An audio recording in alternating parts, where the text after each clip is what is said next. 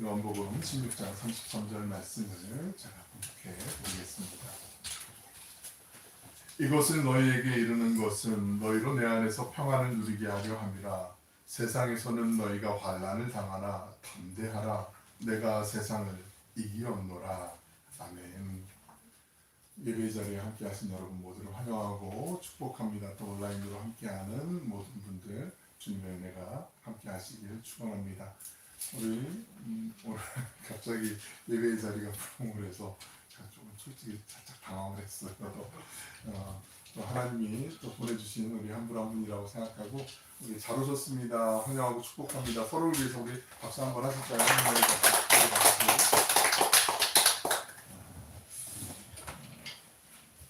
예수님께서 그 요한복음 지금 우리가 계속 시리즈를 보고 있는데 제자들을 향해서 또 믿음의 형제 자매들을 향해서 이제 유언과도 같은 고별사를 이제 나누어서 말씀 주시는데 오늘은 그 세 번째 부분의 마지막 단락 부분이거든요. 한 절 말씀이지만 크게 세 가지로 구성이 되어 있는 예수님의 말씀을 우리가 좀 잘 아는 말씀인데 같이 나눠 보시면서 우리가 또 세상을 이겨나갈 수 있는 은혜와 지혜와 모든 것들은 주님 안에 있잖아요. 내 힘으로 하려고 하면 그 한계치 내 실력만큼 되는데 주님을 의지하고 예수님이 주신 말씀을 붙잡고 신뢰하며 주님을 따라갈 때 주님 치만큼 우리가 따라갈 수 있잖아요. 그 말씀 우리 같이 나누려고 합니다. 세 가지의 그 단계별로 예수님이 주시는 기둥이라고 할까? 그 단계가 있어요. 내 안에서 평안을 누리게 하려 합니다. 요한복음, 특별히 그 요한복음이나 요한 1서, 2서, 3서, 장로 요한, 사도 요한이 기록한 요한서신에 보면 특징적인 단어가 있다라고 말씀을 드렸는데 그 메노라고 하는 헬라어 거하다, 머물다, 너희가 내 안에, 내가 너희 안에 자주자주 반복해서 말씀하시고 우리가 주님 안에 있어야 함을 누구보다 강조한 것이 물론 바울 사도이기도 하지만 요한 또한 역시 누구 못지않게 강조를 해요. 그래서 요한복음에는 무려 40회 정도 그 거하다 머물다라는 뜻의 메노라는 단어가 나온다고 말씀드렸는데 너희로 내 안에 평안을 내 안에서 평안을 누리게 하려 함이라. 첫 번째 주님이 말씀해 주시고 하지만 우리 현실을 바라볼 수 있도록 현실을 직시할 수 있도록 세상에서는 우리가 환난을 당할 수가 있다. 이 말씀이 기록된 당시의 배경을 보면 약 90년경 1세기 후반경에 도미티아누스 황제 때 로마에 극심한 박해가 있었던 그 시절이거든요. 복음서가 기록된 시기들이 다 조금씩 상이한데 가장 나중에 기록된 복음서가 요한복음인데 그 시대적인 배경, 문화적인 상황들이 상당히 기독교인들이 박해를 많이 받고 있었던 그 상황에서 세상에서 너희가 환난을 당한다. 사도 요한의 공동체 안의 사람들에게는 아마 이 말씀이 듣기만 해도 그냥 눈물이 철철 날 정도로 큰 주님의 은혜의 말씀으로 그렇게 들려졌을 거예요. 하지만 거기서 끝이 아니고 반전이 있잖아요. 우리 하나님은 반전이 있으시거든요. 담대하라. 내가 세상을 이기었노라. 이렇게 크게 세 가지의 기둥으로 이 말씀을 우리에게 주고 계시거든요. 잘 아시는 내용 우리가 하나하나 좀 살펴보면서 나누려고 해요. 이 말씀 우리 33절 말씀 한 목소리로 같이 한번 읽어보실까요? 시작. 이것을 너희에게 이르는 것은 너희로 내 안에서 평안을 누리게 하려 합니다. 세상에서는 너희가 환난을 당하나 담대하라. 내가 세상을 이기었노라. 아멘. 첫 번째 내 안에 누리는 평안을 말씀하세요. 예수님께서 한 장 넘겨볼까요? 제가 굳이 그냥 1막, 2막, 3막으로 좀 나누어 봤는데 주님 안에 머무는 그 피난처 같은 우리가 주님 안에 머물 때 가장 안전하고 또 완전할 수 있으며 그 안에서 모든 것들이 충만하게 만족감을 누릴 수가 있는데 세상에서는 흔들리기가 너무 쉽잖아요. 피곤하기도 쉽고 어려울 때가 많이 있는데 그 예수님이 약속하신 그 평안함을 머물려고 하는 것 어찌 보면 우리가 누리고 있는 일상과 대조되는 말씀을 주님이 지금 주고 계시는 것이 아닌가 그렇게 생각을 해보게 돼요. 예수님 안에서 평안을 누린다라는 거 그거는 우리가 잘 알고 있는 말씀 속에서도 찾아볼 수가 있어요. 마태복음 11장에 있는 말씀 보시면 우리가 좋아하는 말씀이 있거든요. 11장 28절을 보시면 수고하고 무거운 짐진 자들아 다 내게로 오라 내가 너희를 쉬게 하리라 라는 말씀이 있어요. 그런데 그 말씀만 딱 띄워놓고 보면 그래 주님 안에 가야지 그럼 쉼이 있지 안식이 있지 그 말씀만 들으면 참 은혜가 있고 감사가 있잖아요.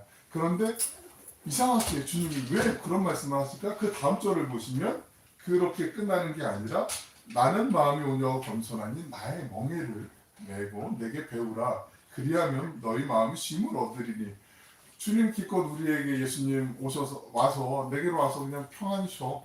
수고하고 무거운 짐진 거 있잖아. 너 막 머리 위에 막 여기 어깨 위에 막 그 피로 막 그냥 쌓여있는 그 인형 같은 것들 많이 있잖아. 그거 다 내게 내려놔. 그리고 푹 쉬면 되라고 말씀하셨는데 다시 멍에를 매라고 하잖아요. 여러분 혹시 그 결의소라는 말 아시죠? 결의소. 처음 들어보셨나요? 그 보통 농사 이제 농번기가 이제 찾아오면 요즘 뭐 다 기계로 하지만 예전에는 또 기계가 안 들어가는 곳은 소를 이용해서 이렇게 밭을 가거나 논을 갈 때가 있잖아요. 소를 두 마리를 할 때 우리 도건사님 잘 아실 것 같아요. 두 마리를 이렇게 멍에를 매게 되거든요. 근데 한 마리는 베테랑, 한 마리는 조금 초보. 보통 이제 엄마 소하고 자녀 소 이렇게 송아지 이렇게 맨대요. 유대 전통에도 그랬어요. 그래서 그냥 송아지에게 멍에 같은 걸 메고 밭 고랑을 가려고 이렇게 하려고 하면 얘가 삐뚤빼뚤고 말을 잘 안 들으니까 막 몸도 거추장스럽고 불편하니까 막 자기 가고 싶은 대로 가는데 엄마가 옆에서 딱 든든하게 지켜주고 얘는 살짝 얹기만 하고 엄마의 발걸음 따라서 이렇게 가기만 하면 자연스럽게 그 길들여지는 것처럼 주님 말씀하신 그 멍에는 우리에게 뭐 야 내 것도 좀 너가 같이 져야 되지 않겠니? 내가 얼마나 수고하는지 알지 않니? 내 것도 좀 너가 져라. 이 멍에가 아니라 우리에게 걸치는 책만 하는 거죠. 그리고 주님이 이끌어 가시는 거. 제가 한두 번 예전에 말씀을 드린 적이 있는데요. 제가 그 군인교회 그 병사들만 있는 소초교회 작은 우리 동해안 쪽에 해안대들이 많이 있으니까 소초들 그 교회들이 있거든요. 요즘 TVN인가 뭐 이렇게 취사병 이렇게 만화 이렇게 드라마 나오는 게 요즘 뭐 인기가 있는 것 같아요. 그 정도 소초 규모의 중대 정도 규모에 있는 한 5, 60명, 70, 80명 있는 정도의 규모의 작은 교회를 담임하면서 이렇게 군인교회 한 6년 정도 섬길 때가 있었거든요. 근데 군인교회는 민간 목사들은 다 자비량으로 사역을 해야 되기 때문에 갈 때도 이제 간식을 또 준비해 가야 되고 식사 같은 것도 다 준비하고 이렇게 해야 되는데 그때 이제 아들 요한이가 아마 한 4살, 5살 요 정도 꼬맹이였을 때 우리 여기 친구 아마 조금 나이 더 많은 그 정도 나이였을 거예요. 그때 이제 어쩔 수 없이 따라가야 되잖아요. 선택이 여지가 없잖아요. 아빠가 군인교회 목사니까 같이 이제 간식을 타갖고 이렇게 가는데 뭐 조금 무게감이 있고 제가 약간 피곤해 보이면 아빠 제가 도와드릴까요? 그러면서 손에 같이 대가지고 이렇게 같이 들어주려고. 근데 그 모습만 해도 이쁘잖아요. 좋잖아요. 근데 나중에는 좀 몇 번을 가다가 이제 매달리기 시작해요. 막 이러면은 근데 마치 저는 이 멍해라는 단어를 생각할 때 수고하고 무거운 짐진 자들아 나는 싣고 내 마음 편하니 나의 멍해를 메고 이 말씀 들을 때 우리가 주님 멍해를 진다라고 생각할 수도 있는데 우리가 주님 매달리면서 그냥 이렇게 같이 그 자세만 취하는데 주님이 다 우리 거 대신 지고 가는 거 아닌가 그런 생각이 많이 들 때가 있거든요. 요한복음 지금 16장 33절에서 주님께서 말씀하시는 게 그 말씀이거든요. 주님 안에 그냥 주님 안에 머무는 상태 그 속에서 우리가 참된 평안함도 그리고 주님의 다른 데서 누릴 수 없는 참된 그 평안함을 하늘의 평안함을 맛볼 수 있음을 우리에게 지금 들려주고 계시는 거죠. 두 번째로 세상에서는 너희가 환난을 당한다라고 그렇게 말씀하고 계세요. 우리가 세상을 흔히 얘기할 때 광야와 같다라는 말씀 표현을 많이 하잖아요. 그죠? 정말로 그래요. 약육강식 서바이벌이에요. 살아남아야 돼요. 그러기 위해서는 누구를 어떻게 해서든지 밟고 일어나야 되는 이런 정말 처참한 삶의 현장은 녹록하지가 않잖아요. 그 속에서 내가 그리스도인으로의 정체성을 드러내거나 아니면은 그리스도인답게 살려고 하면 좋은 먹잇감 만났구나. 왕따 당하기도 쉽기도 하고 상황들이 녹록치 않은 걸 아마 많이 겪어보셨잖아요. 저도 짧게 직장생활 하면서 이게 정말 그래서 모두를 주일날은 교회 신앙인 모드로 평일에는 일반인 모드로 막 이렇게 장착하고 싶지 않아도 막 이렇게 되는 그런 상황들도 주어지는 경우들이 종종 있거든요. 현실이 그래요. 하지만 주님께서 말씀하세요. 듣기 좋은 위로만 교회 다니면서 그래 잘 될 거야 믿는데 잘 되지 당연히 잘 되지 이게 아니라 추상적인 게 아니라 세상에 너희가 정말 힘들지 어렵지 앞서 말씀드린 것처럼 이 시대적인 상황은 도미티아누스 황제의 가장 큰 박해 64년 65년 네로 황제의 박해가 있었거든요. 네로 악명 높잖아요. 우리가 잘 아는 그 네로. 그런데 그 미치왕이 네로보다 더 심한 박해를 일으켰던 사람이 도미티아누스였어요. 정말 처참한 뭐 전무후무한 그 박해가 있었던 상황이었거든요. 그 환란을 얘기하는 거예요. 이 얘기를 듣는 순간 이 요한 공동체의 믿음의 사람들은 알았어요. 우리가 환란 받는 거 주님이 다 아시는구나. 우리만 아는 게 아니구나. 그렇지. 주님이 내 마음 아시지. 주님이 아시면 되는 거 아니에요. 심지어는 가까운 가족이 몰라줘도 주님이 내 마음 아시면 되는 거 아니에요? 그러면 그 속에서 다시 희망이 있고 힘이 나는 거죠. 이 말씀을 지금 우리에게 들려주고 계시는 거죠. 예수님을 믿는다는 거 가끔 우리가 정말 경계해야 되고 정말 조심해야 되는 것 중에 하나가 오늘날 우리 현실이 그렇잖아요. 기독교 하면 통계자료 가끔 나오는 뉴스 보고 자료들 보면 뭐 더 이상 떨어질 데가 없을 것 같은데 또 추락했네, 또 떨어졌네. 기독교에 대한 신뢰도라든지 많이 잘 보시고 아실 거 아니에요. 뭐 심지어는 뭐 입에 담기도 뭐 정말 불쾌하지만 뭐 기독이 아닌 뭐 다른 용어로 표현하는 그런 친구들도 젊은 친구들도 많이 있고 심지어 가족이 신앙생활하는 가정에서도 우리 젊은 형제 자매들이 교회 다니는 거에 대해서 너무나 시큰둥해져 있고 실제로 교회를 안 나가고 그냥 마치 불자들이 오늘 내일이 주파일인가요?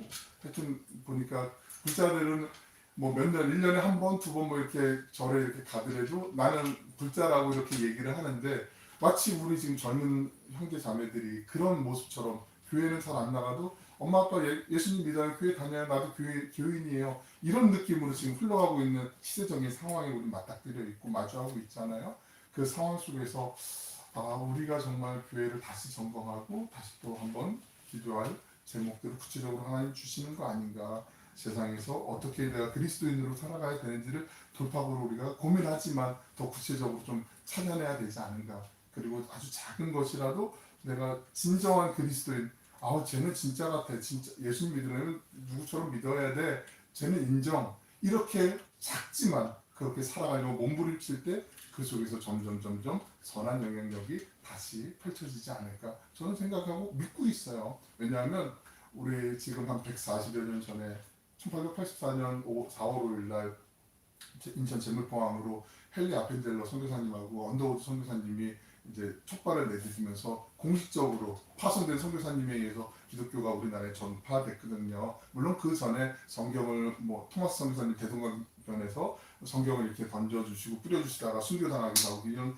여러 가지 역사적인 사료들은 있지만 그럼에도 불구하고 그때 그 선교사님들이 오셔서 풍토병에 시달리고 여러 가지 어려운 가운데서도 복음을 전하고 학교를 세우고 또 의료 선교를 하고 이러면서 알렌 같은 분은 광해원 잘 아시잖아요. 그렇게 선교를 하면서 사람들에게 선한 영향력을 끼치고 우리나라가 지금 구한말부터 지금까지 일제강점기를 겪고 6.25 전쟁을 겪고 지금까지 오면서 기독교의 역할은 누가 뭐라고 해도 부인할 수 없는 큰 역할을 했거든요. 그래서 오늘날 이제 시대가 많이 발전하고 나오면서 기독교가 오히려 사람들로부터 조금 때로는 극단적인 모습 때문에 지탄도 받고 손가락질 받지만 우리의 아픈 부분들을 환부들을 도려낼 수 있는 기회를 주신 것이고 우리의 현실을 제대로 바라보고 또 주님 앞에 기도할 수 있는 거리들을 보여주시고 또 장래 통일 한국을 기도하며 하나님 나라를 위해서 우리가 다시 한번 도약할 수 있는 소중한 또 발판을 만들어 주시기 위한 기회라고 바라보면서 지금 광야 같은 우리 현실을 바라볼 때 그때 주님의 마음을 품고 다시 도약하게 되는 우리 한국교회가 되지 않을까 그런 생각과 믿음을 저는 확신하고 있습니다. 아멘이시죠? 네, 뭐 겸손하게 아멘하셔도 주님이 일하실 거니까 저는 그렇게 믿고 있으니까요. 우리가 삶의 이 세상 삶이 무지개처럼 화려하고 빛나는 거 예수님 믿으면 다잘 풀려 이런 얘기 갖는 분들 되게 많이 있거든요. 잘 아시지만 그런데 그냥 고난 가운데서도 내가 예수님을 믿기 때문에 인내할 수 있고 그 믿음 때문에 내가 버텨낼 수 있다는 걸 인정하는 순간 그 고난이 조금은 다르게 보일 수 있다는 거 아시죠? 똑같은 상황이에요. 바뀐 건 아무것도 없어요. 정말 오히려 더 안 좋아지면 안 좋아졌지 바뀐 건 없는데 내 마음이 바뀌었어요. 내가 바뀌었어요. 그러니까 대처할 수 있는 힘이 생기는 거고 그 속에서 내가 어떻게 이렇게 지금 버텨내지? 어떻게 지금 이겨내지? 그런 마음이 생길 수 있는 거잖아요. 예수님이 우리 안에 그 현실을 바라보면서 다시 이겨낼 수 있는 지혜를 줘요. 이거를 제가 좀 한번 표로 한번 좀 나눠봤어요. 우리는 이 땅에 유한한 삶을 살아가고 있잖아요. 만약에 예를 들어서요. 여행들 좋아하시고 혹시 여행 오신지는 모르겠는데 그 여행에 그 웹서치 해가지고 딱 봤는데 여기는 숙소가 가성비 최고인데 정말 좋은데 여기 이 정도면은 뭐 정말 득템인데 막 이러고서 딱 갔는데 가보니까 사진하고 너무 다른 거예요. 현실이 너무 달라요. 막 바퀴벌레가 막 이렇게 나오고 막 이걸 막 환불해야 되나 말아야 되나 막 갈등하고 막 이러는데 그런 상황에서 그래도 내일이면 이제 체크아웃 더 가는데 그냥 하루 버티지 이런 마음이 들지. 내 인생 여기서 끝났네. 이게 뭐야 이러면서 절망하고 거기서 그냥 끝나나요? 그렇지 않잖아요. 우리의 인생은 유한한 인생이잖아요. 이 땅이 영원한 게 아니고 여기서 유한하지만 여기서 하루 머물고 그 다음에 영원한 하나님의 나라로 가는 우리는 다 하나님의 자녀들이잖아요. 그렇게 생각해 보면 그런 패러다임이면 이 세상에서 마주하는 고난 물론 힘들죠. 현실적으로 이게 녹록하지 않죠. 고난을 마주하는데 고난 와봐 덤벼봐 한번 이렇게 얘기할 수 있는 사람이 얼마나 있겠어요. 그건 정말 몰라서 하는 얘기지. 하지만 우리에게는 영원함이 있다는 걸 전제하면 이 긴 시간의 고난도 어려움도 정말 단 몇 시간에 몇 초의 시간으로 우리가 감내할 수 있을 만큼 그만큼 축소될 수 있다는 거. 그 마음을 주님은 우리에게 말씀하고 계시는 거죠. 사도 바울 잘 아시잖아요. 만약에 믿음이 좋고 내가 예수님을 잘 믿어서 정말 내가 원하는 대로 승승장구하고 내가 병도 하나도 안 걸리고 내가 건강하게 9988 234 뭐 99세까지 팔팔하게 사시다가 2, 3일 시름시름 마시다가 돌아가시는 뭐 어르신들 요즘 조금 더 늘어나신 것 같아요. 100세 시대니까. 그런데 그런 마음을 갖고 산다고 해도 예수님을 믿는데 병이 걸릴 수 있잖아요. 예수님을 믿는데 사기 맞을 수도 있고요. 예수님을 믿는데 승진해서 누락될 수도 있고 예수님을 믿는데 더 꼬일 수도 있어요. 오히려 가족 간의 갈등이 더 생길 수도 있어요.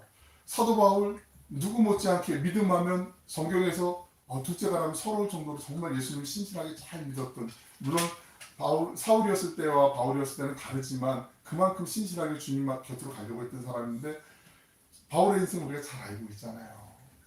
평생을 내 몸에 가시와도 같은 그 고통 가운데 육신의 고통도 있었을 것이고 마음의 아픔도 있었을 거고 사랑하는 사람들이 얼마나 뒤통수를 치면서 배신하면서 그렇게 막 등 돌리고 우리가 정말 하나님의 나라를 위해서 열심히 같이 동역하면서 이건 하나님 주신 복입니다 하고 바나바하고 손잡고서 열심히 이렇게 막하고 갔는데 웬걸 대판 싸우고 뭐 전도고 뭐 때려쳐 누고서 갈라지고 정말 파란만장 뭐 그 이상 끔찍한 근데 이런 믿음을 가졌던 바울조차도 그 처참한 상황 속에서 더욱더 그 어려움 속에 단련되듯이 주님 앞으로 나아갔거든요.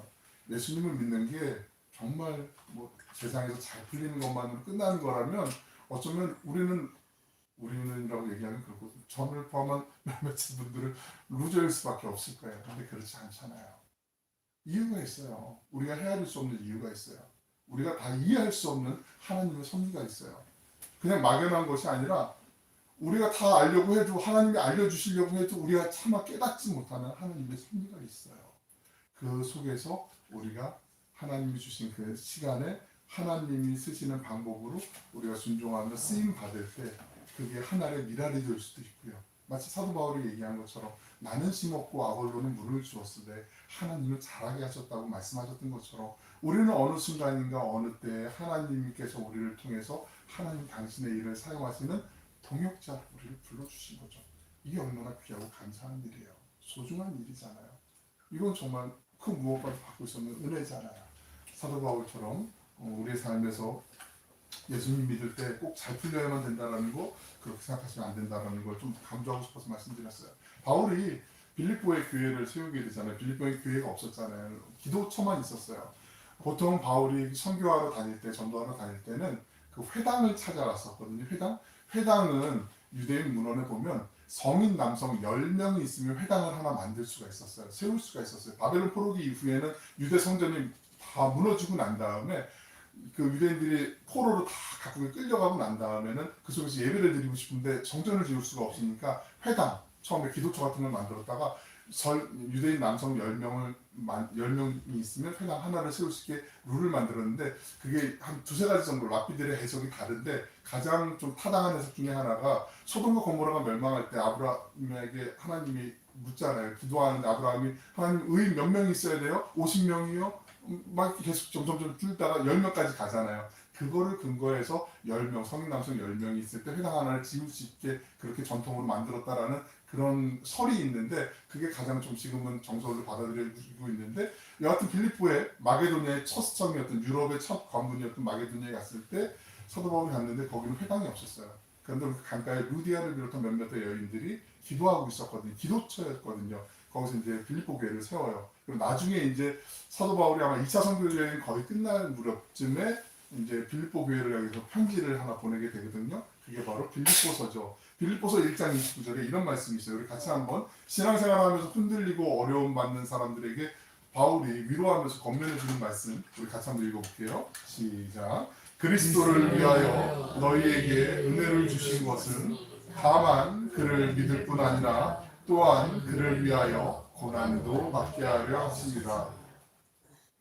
그를 믿을 뿐 아니라까지 해서 그냥 끝나버리고 없으면 좋을 텐데 마지막까지 있잖아요. 사도행전 14장 22절 하반절만 한번 읽어보실까요? 밑줄 그은 데만 시작. 우리가 하나님의 나라에 들어가려면 많은 환난을 겪어야 할 것이다 하고, 예수님을 믿는 게 그냥 막연한 뜬구름 젓듯이 파란색 줬듯이 이렇게 내가 원하는 거 소원성치 않은 이런 알라딘의 램프 지니처럼 이렇게 뭐 들어주는 그게 아니라는 거 우리 이미 잘 알고 있지만 다시 한번 이럴 때 우리가 각인하고 다시 한번 생각을 해봐야 되는 거죠. 가끔 사람들이 그런 고백들을 하는데 들어보지 못한 고백들 혹시 들어보셨으면 저한테 좀 알려주셨으면 좋겠어요. 나는 인생에서 가장 잘 풀릴 때, 돈을 가장 많이 벌었을 때, 가장 승진을 빨리 했을 때 이 모든 것이 하나님의 은혜였습니다라고 그렇게 고백하는 사람이 혹시 있나요? 거의 자기가 잘난 맛에 된 줄 알고 내가 운이 좋아서 된 줄 알고 그렇게 생각하는 분들이 많지 않나요? 오히려 고통 가운데 있을 때, 내가 좀 어려움이 있을 때 그때 하나님을 더 진솔하게 만나게 되고, 아 하나님이 그래도 여기까지 나를 인도하여 주셨구나, 하나님이 지켜주셨구나, 그런 고백을 하는 경우들이 더 많지 않나요? 누가복음 15장에 보시면 세 가지의 비유가 나오는데, 이른 양의 비유도 나오고 이른 드라크마의 비유도 나오고 마지막 탕자의 비유로 알고 있는 비유가 나오는데, 탕자가 그렇잖아요. 세상에 즐길거리가 너무 많아. 그리고 우리 아버지가 좀 재산이 아주 괜찮아요. 그래서 아버지 좀 미리 땡겨주시죠 유산을. 이거는 그 율법에 의하면 돌에 맞아 죽어도 되는 발언이거든요. 왜냐면 아버지가 살아계신데 유언을 달라고 하면 이런 말도 안 되는 녀석, 그리고서 증인 2명만 세우면 그냥 동네 사람들에게 돌 맞아서 죽어도 되는 그런 상황이었는데, 이 아버지가 너무나 반대했던 거죠. 그래서 돈을 다 그냥 줬어요. 근데 나가가지고 친구들하고 막 돈이 있으니까 친구들이 따라 붙겠죠. 열심히 잘 즐겼어요. 놀 때는 좋았어요. 근데 나중에 돈이 다 떨어지고 나니까 사람들이 한 명, 두 명 떠나고 나고 나중에 혼자만 남았는데, 나중에는 뭐 일을 하고 끼니를 채우고 싶어갖고 막 고기를 때우려고 하는데 돼지가 먹는 쥐염 열매, 뭐 돼지 감자라고 얘기하는 사람도 있기도 하는데, 그거조차 먹을 수 없어갖고 그때 비로소 집을 생각하게 되죠. 집에 가면 그래도 먹을 것이 있는데 내가 굶주리지는 않겠는데, 어려움 속에 고난 속에 다시 집을 생각하게 되고 아버지를 생각하게 되는 탕자의 비유. 한 장 넘겨볼게요. 요하나. 그 정말 절망의 터닝 포인트와 같은 그 순간에 다시 집으로 돌아오게 되는. 그러니까 어쩌면 고통당하는 순간은 정말 힘들고 어렵고 견딜 수 없지만, 그것이 다시 하나님을 되돌아볼 수 있는 우리에게 주시는 또 은혜의 또 다른 도구가 될 수도 있다라는 것. 물론 거기까지 안 가고 그냥 하나님을 볼 수 있으면 제일 좋죠. 꼭 이렇게 그 아이들, 학교 학생들도 막 그렇잖아요. 이제 우리 교수님이 계셔서, 제 은사님이 계셔서 그렇지만 저도 학교 다닐 때 말을 좀 잘 안 들었던 편이죠, 교수님. 그죠? 이렇게 하고 말 잘 듣고 이렇게 하면 좀 좋았을 텐데, 꼭 청개구리 같아갖고 이렇게 하지 말라고 이렇게 그렇게 하다가 이렇게 돌아가는 그런 경우들이 좀 있는데, 아무튼 탕자의 비유에 이런 모습들이 나오게 돼요. 근데 시편 119편에 보면 우리가 잘 아는 말씀이 있어요. 한번 보면 왼쪽에 있는 말씀 보시면, 고난당하기 전에는 내가 그를 행하였더니 이제는 주의 말씀을 지키나이다. 그리고 71절도 고난당한 것이 내게 유익이라. 이로 말미암아 내가 주님의 율례들을, 주님의 법도를 배우게 되었나이다. 깨닫게 되었다는 거죠. 귀로만 알고 내가 생각으로만 믿고 알았던 것들을 내 삶에 이제 적용하게 되었다라는 거고, 삶으로 실천하면서 살게 되었다라는 거죠. 미우라 하얗고, 많이 잘 아시죠? 빙점이라는 소설로 우리에게 잘 알려져 있는 미우라 하얗고, 이분이 되게 많은 병을 갖고 있었잖아요. 폐결핵도 있었고 직장암으로 20대 30대 때 거의 13년 동안 병상에 그냥 누워서 있었거든요. 그러면서 빙점이라는 소설 많이 이제 읽어보셨을 텐데, 이분이 이런 고백을 해요. 제가 읽어드릴 테니까 눈으로 한번 좀 작지만 따라 보시면 좋을 것 같아요. 병들지 않고서는 드릴 수 없는 기도가 따로 있습니다. 병들지 않고서는 믿을 수 없는 기적이 따로 있습니다. 병들지 않고서는 들을 수 없는 말씀이 따로 있습니다. 병들지 않고서는 가까이 갈 수 없는 성소가 따로 있습니다. 병들지 않고서는 우러러볼 수 없는 얼굴이 따로 있습니다. 병들지 않고서는 나는 인간이 될 수조차 없습니다. 어쩌면 삶의 가장 포기하고 싶은 그 마지막 막다른 그 절망 가운데 누워 있을 때 그때 주님을 바라보게 되고 주님의 은혜를 생각해 보게 되고 그 속에서 하나님이 주시는 위로를 맛보았기 때문에 이런 고백을 할 수 있는 거죠. 병을 안 들고도 하나님을 우러러볼 수 있고 잘 볼 수 있어요. 그걸 부인하는 건 아니에요. 그러니까 이거 오해하시면 안 돼요. 하지만 우리가 때로는 다른 사람이 이해할 수 없고 알 수 없는 고난이 생길 때, 고통이 생길 때 그 고통 가운데서 또 하나님이 그분에게 또 주시는 또 다른 깨달음이 있고 그 사람을 통해서 하나님이 다른 사람에게 하나님의 은혜를 나눌 수 있도록 주시는 은혜로 통로로 삼아주시는 그 하나님의 섭리가 있어요. 제가 아는 목사님들도 계시고 선교사님들도 계시고 이제 선교단체 간사님들도 계시고 하는데 그 공통적인 부분들을 좀 이렇게 생각해 보게 되더라고요. 그 하나님을 믿는데 순탄하게 잘 믿고 이렇게 잘 하나님의 은혜를 맛보면서 이렇게 주님의 일에 힘쓰는 분들도 계시지만 그분들보다는 엄격하게 정말 엄격하게 어떤 이런 어려움과 아픔과 힘겨운 상황들 속에서 하나님을 만나게 되고 가족이 하나님께 더 매달리게 되고 더욱더 하나님을 바라보게 되는 그런 계기들이 생기게 된다는 물론 그분들이 열심히 또 그랬기 때문에 사랑에 빚진 마음으로 주님의 일에 더 힘쓰는지는 모르겠지만 제가 볼 때도 이 유라의 이야기를 다시 한번 생각해 보면서 하나님이 세상에서 너희가 환난을 당하나 예수님이 주시는 그 표현과 고백이 바로 이 요한공동체를 향해서 오늘 주님 앞에 살아간다고 하지만 내가 왜 이런 고난을 받아야 되나 내가 이런 고통을 겪어야 되나 한숨 쉬는 우리 신앙인들에게 주님이 주시는 말씀이라고 생각하기 때문에 이 말씀을 좀 나누려고 해요. 그리고 가장 중요한 세 번째가 있습니다. 세 번째는 담대하라. 내가 세상을 이기었노라. 반전이 있잖아요. 반전. 우리 하나님 반전 있는 분이시잖아요.